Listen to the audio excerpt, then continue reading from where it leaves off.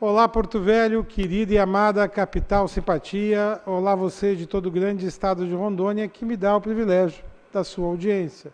Eu sou Benito, esse é o nosso conteúdo Amazônia e estamos juntos com você aqui mais um dia para encurtar distâncias, para levar até sua casa informações que são agregadoras de valor. E para que tudo seja melhor, a primeira coisa é evocar aqui e aí sobre todos nós as bênçãos e a presença de Deus, que o grande arquiteto do universo sempre nos dê mais justiça, paz, perfeição, luz, força e beleza em tudo que fazemos. Afinal, com quem Deus anda, nunca anda só e sempre anda bem. Bom, para falar hoje do contrato verde e amarelo, o que é isso? Está aqui ao meu lado, professor Vitor Noé. Tudo bem, meu querido? Graças a Deus, tudo bem. Agradecer mais uma vez, cumprimentar vocês aqui da bancada, Thaís, Benito, aos telespectadores, agradecer a oportunidade de falar de um tema tão relevante, falar um pouco sobre o contrato verde e amarelo, a MP 905 está sendo convertido em lei, né? Então, apesar de todo momento que a gente vive, assim, que viveu, foi uma tramitação que não foi suspensa e a gente precisa falar para a população dos efeitos, o que isso representa, quais são os fundamentos. Eu já tive uma oportunidade falando logo quando saiu o MP 905. Eu acho que é interessante a gente aprofundar um pouco o debate e trazer para a sociedade informação de qualidade. Hoje a gente está passando por um momento onde os especialistas, infelizmente, não têm sido ouvidos, né? O senso comum ele tem tomado conta, muitas vezes, de discussões, acho que pela difusão da internet, as pessoas, né, dando sua opinião, mas é fundamental que a gente saiba que a análise é fundada em dados, fundada em princípios de especialistas. Já dizia, como é o nome daquele geógrafo? Mas o que ele dizia? Da globalização, que ele falava sobre uma nova forma de globalização, era o... Não, mas lembra a frase dele? Enfim, mas ele falava que a intelectualidade, ela traz uma clara evidência. Ele falava muito claro isso. Não uma coisa transcendental, mas é porque, na verdade, quem estuda muito o assunto acaba conhecendo as suas peculiaridades. E por isso que ele falava sobre a clarividência dos intelectuais. Não que eu seja intelectual, mas falando sobre especialidades, é fundamental a gente trazer que os especialistas eles devem ser ouvidos, seja na área de saúde, seja na área do direito, seja na área de administração, na área de engenharia. A gente precisa fomentar isso. Então vamos falar um pouco, como especialista da área, como advogado trabalhista, vamos falar um pouco sobre esse contrato. Thaís. Obrigada aqui pela sua presença mais uma vez. Com certeza é importante falarmos sobre os assuntos trabalhistas. Eu acho que estamos num momento delicado, onde grande parte da população está desempregado, que já vinha, né, com esse problema. Eu acho que agora, com a chegada dessa crise, isso deva se acentuar. Isso é uma preocupação de todos nós, até porque interfere diretamente na nossa economia. E não tem pessoa melhor aqui que eu conheça no estado para falar sobre esse assunto, sobre a defesa do trabalhador, como você, com a propriedade que você tem e o conhecimento que tem. A vocês de casa, agradeço mais uma vez a oportunidade de estarmos juntos e não posso deixar de pedir para vocês compartilharem, curtirem as nossas páginas do Facebook e do Instagram e também se inscreva no nosso canal do YouTube. Perfeito, eu vou chamar a vinheta e vamos começar então. Vamos lá. Sobre o que é esse contrato verde e amarelo, que é uma coisa que parece que veio para ficar, né? Infelizmente. Por favor, Eudes, nossa vinheta.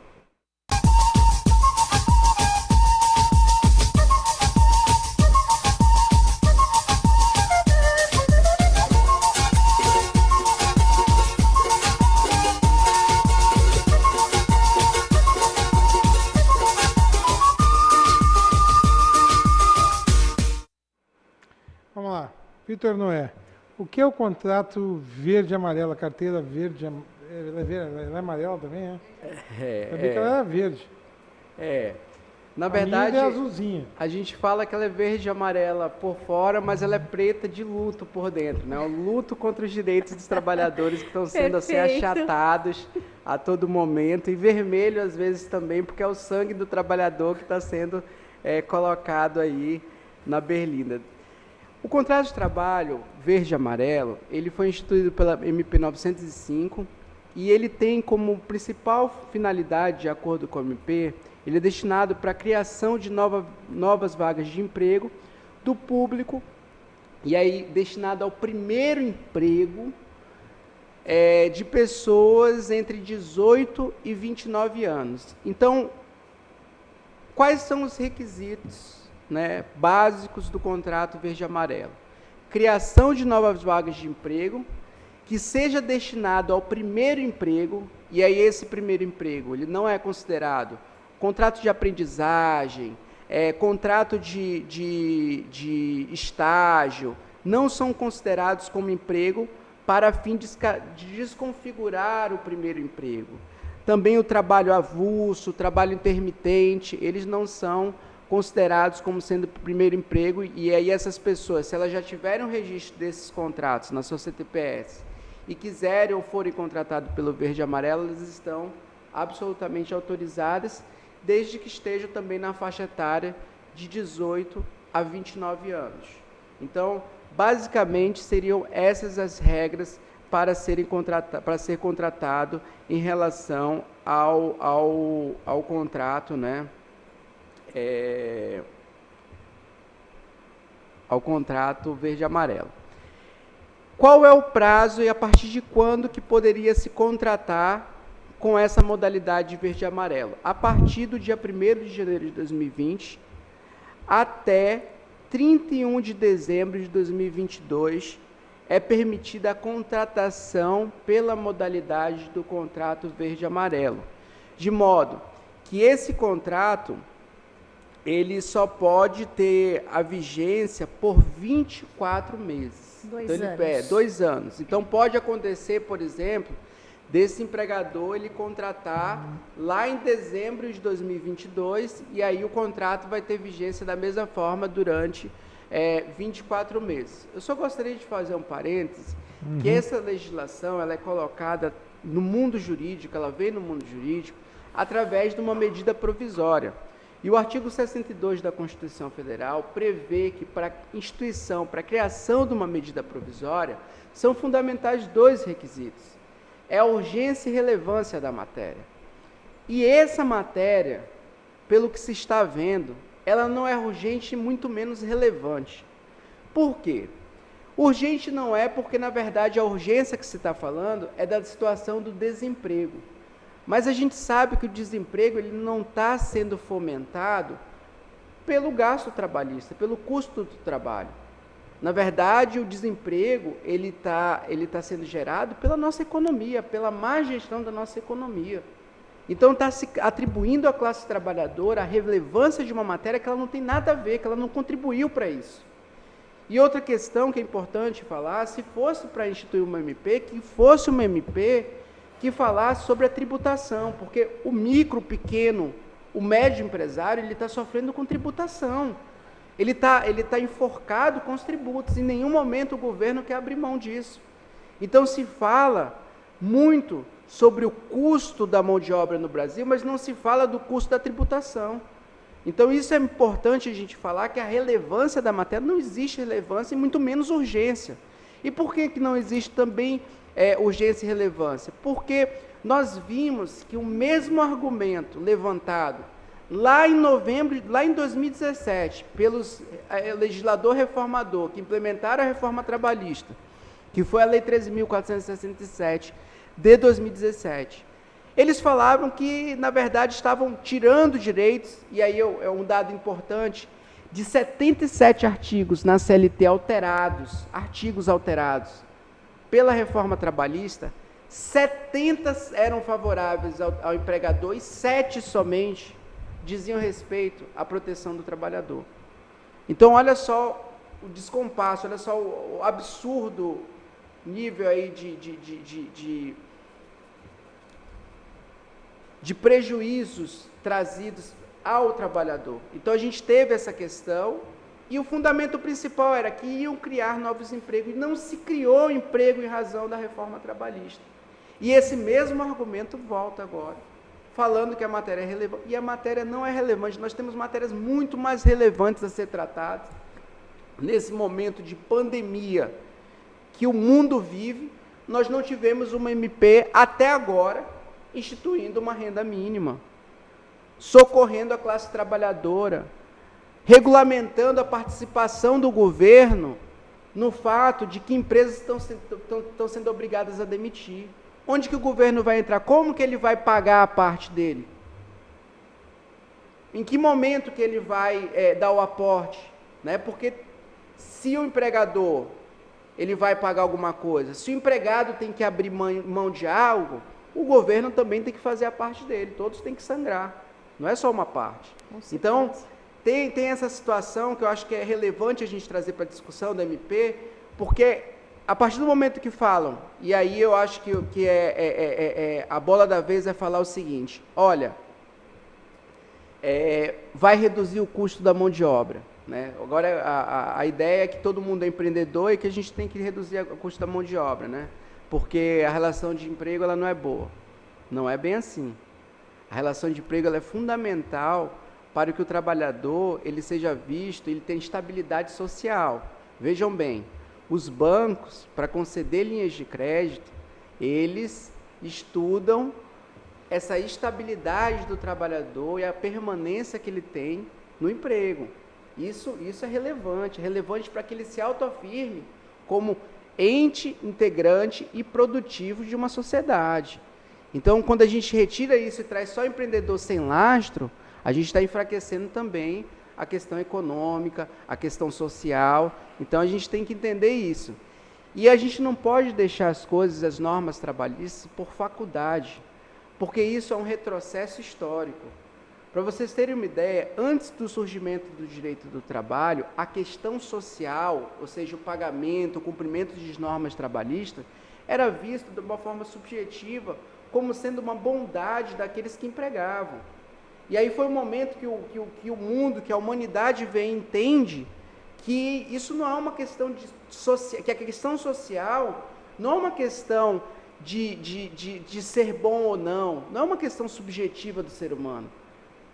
Ela é um patamar mínimo que deve ser garantido a todos os seres humanos para que a sociedade seja saudável. Então é bom para todo mundo. E a questão social, ela deixa de ser uma questão subjetiva e facultativa a cada empregador, aos detentores do meio de produção, e passa a ser uma questão de lei, uma questão que deve imperar na sociedade como forma de tornar essa sociedade saudável. E aí quando você traz legislações como estas, todo o tempo estão dando faculdades.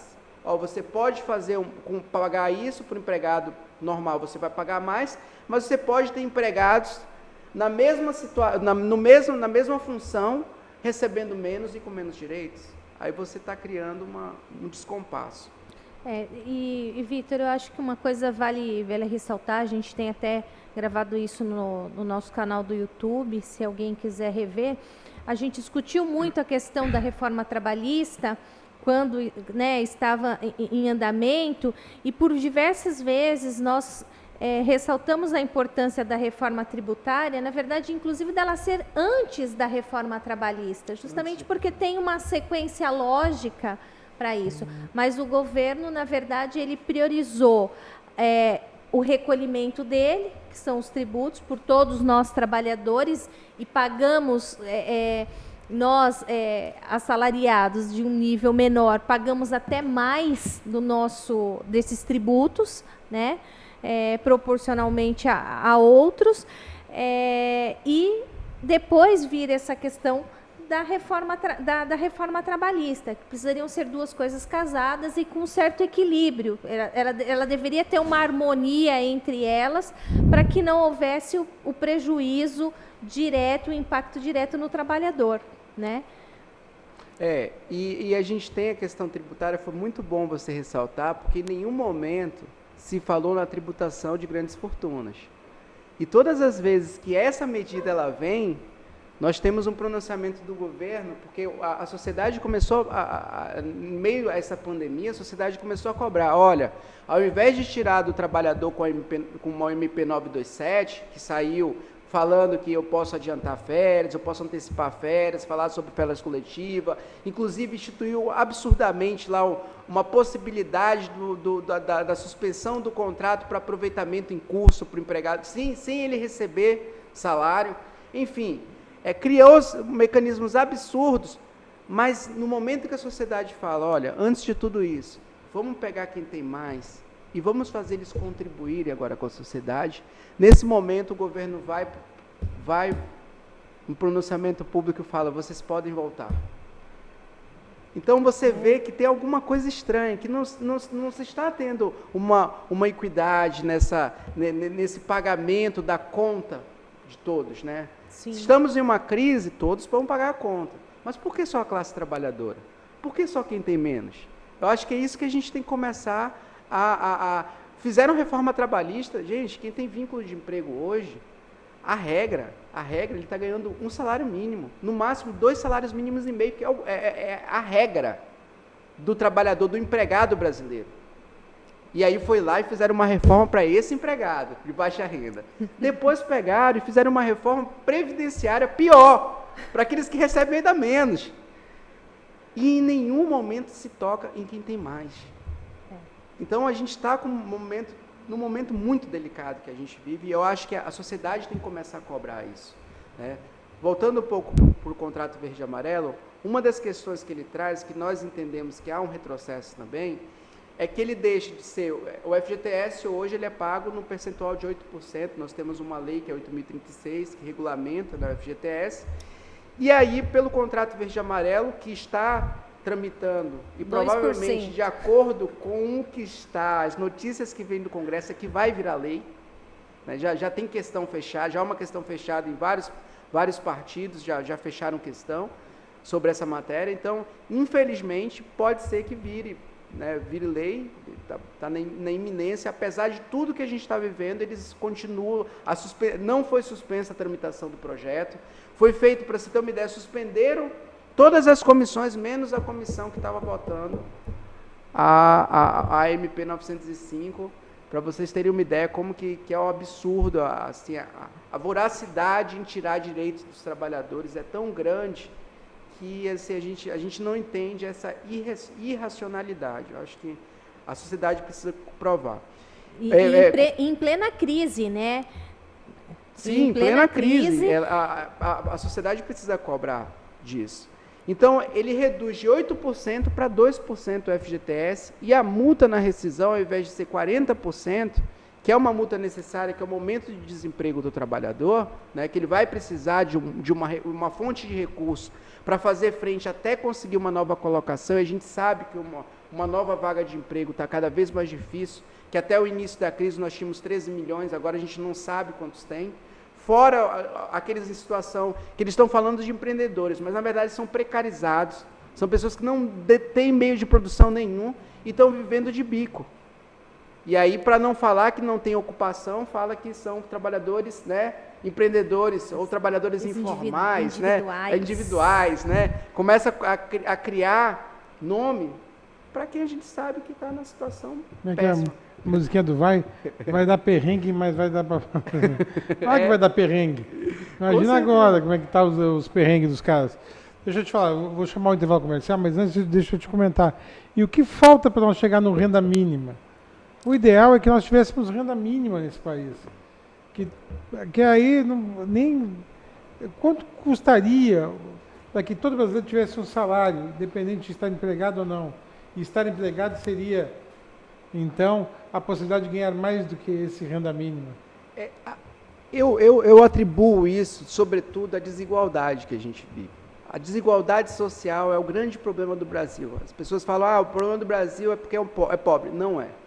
O problema do Brasil é desigualdade social. E ninguém quer falar sobre isso porque soa como matéria de socialista comunista, né? E nesse momento, falar disso, você vai ser crucificado, sobretudo nas redes sociais, porque o pessoal acha que isso é um absurdo, é como se fosse uma ofensa. Mas nós estamos falando, gente, que isso vai ser bom para toda a sociedade. É para todos. Nós temos a Bolsa Empresário, que durante muito tempo, eu falo de Bolsa Empresário, mas são os financiamentos do BNDES. Sim. Que eu conheci empresários, infelizmente, que deixavam de concluir obras durante meses para continuar recebendo e refinanciando.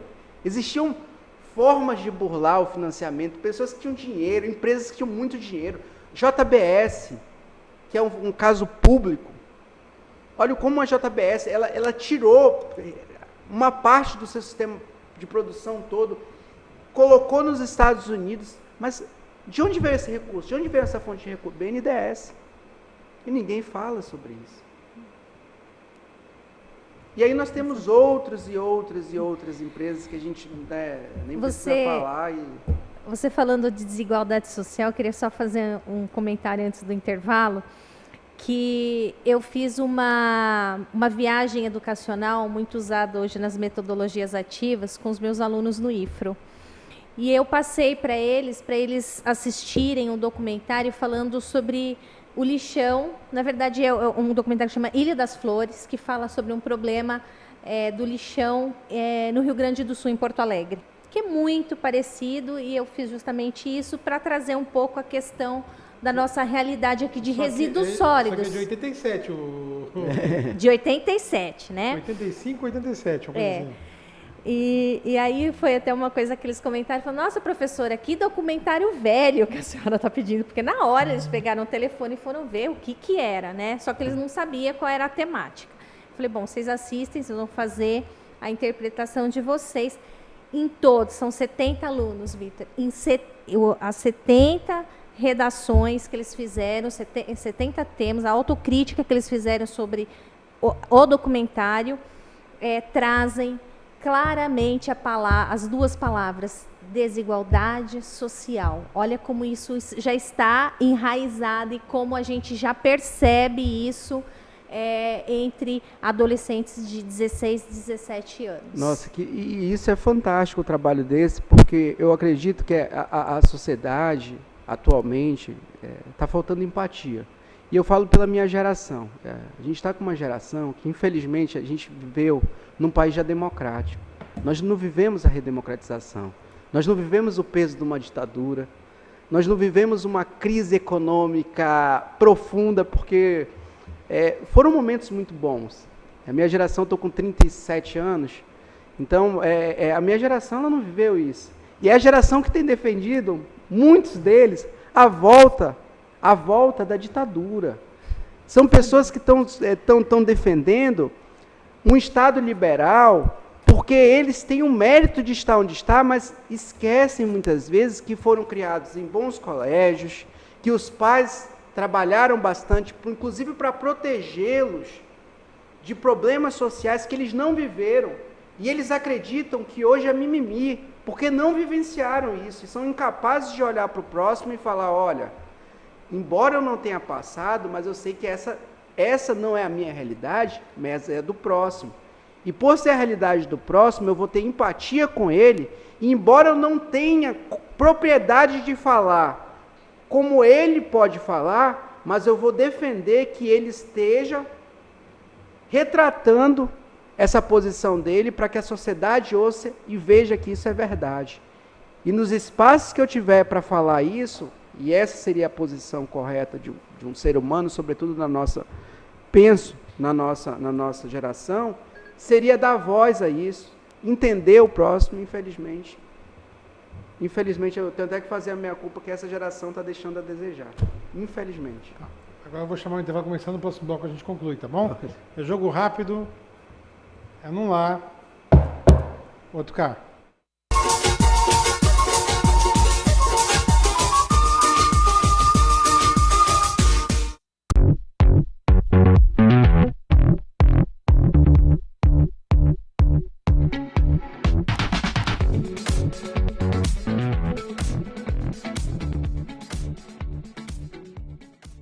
Você precisa cuidar da sua saúde.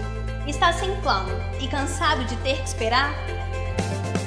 Venha para a Sol Saúde, próximo à Praça da Pirâmide, com as principais especialidades médicas, exames laboratoriais, com toda a atenção e agilidade que você precisa. Afinal, saúde é coisa séria, não é mesmo? Sol Saúde, atendimento popular para toda a família. 3213-0163.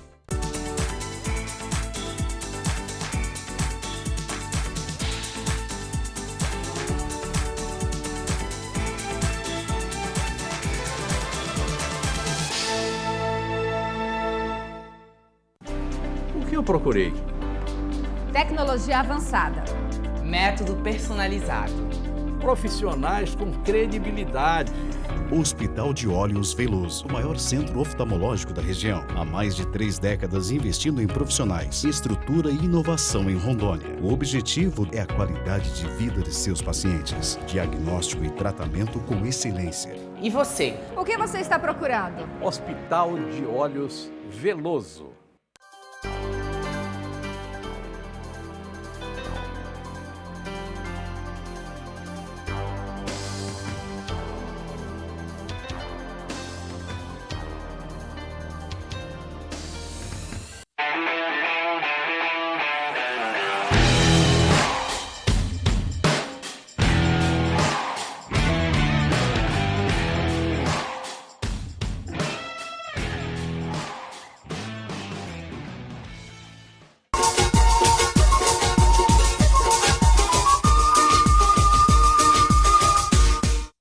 Então, contrato verde e amarelo, concluindo, professor.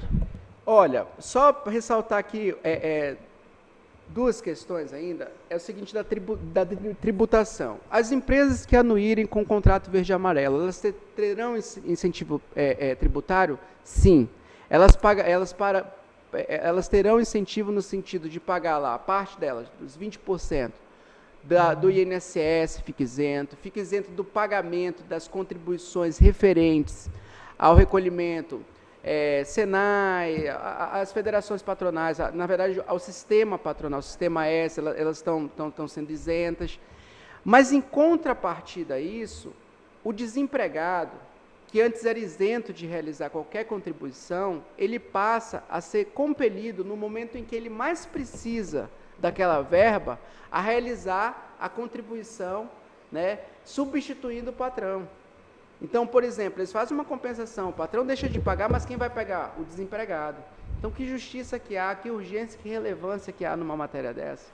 Então, é até absurda. E, além disso, nós temos também a questão da periculosidade, que a gente sabe que atualmente é 30% sobre o salário, né? E, de acordo com o que prevê o contrato verde e amarelo, se a empresa anuir ou a empresa aderir a um seguro, ela pode reduzir esse pagamento a 5%, mas o trabalhador continua exposto às mesmas condições.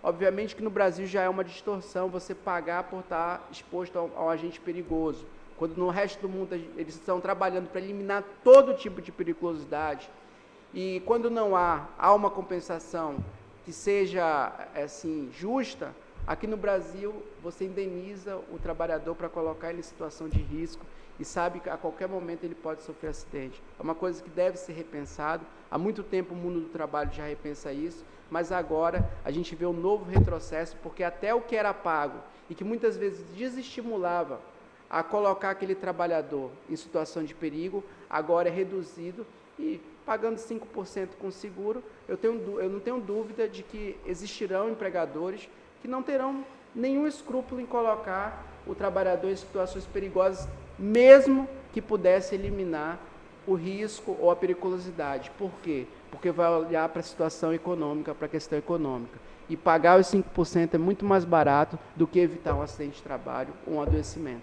Então, isso é um retrocesso. Então, é um outro ponto que a MP ela também deixa a desejar, mas é o que está aí. É importante que a gente debata e traga também algumas soluções. Então, a solução que nós temos é extirpar esse contrato verde e amarelo, que não tem razão de existir nesse momento, do mundo jurídico, porque parece-me que não é razoável. Então, é isso que tínhamos sobre a matéria. Obrigado, Thaís. Concluindo. Vitor, mais uma vez agradeço a sua presença aqui no nosso programa, esse bate-papo, essa informação sempre muito agregadora. E a vocês de casa, até o próximo programa. Gente, Quero aqui agradecer mais uma vez a você pela vontade, a boa vontade de estar aqui conosco. E por hoje é só. Que o grande arquiteto universo continue descobrindo a todos com sua luz, sua vida, seu amor. E eu te encontro aqui com certeza num próximo programa. Foi um privilégio ter estado com vocês. Até lá.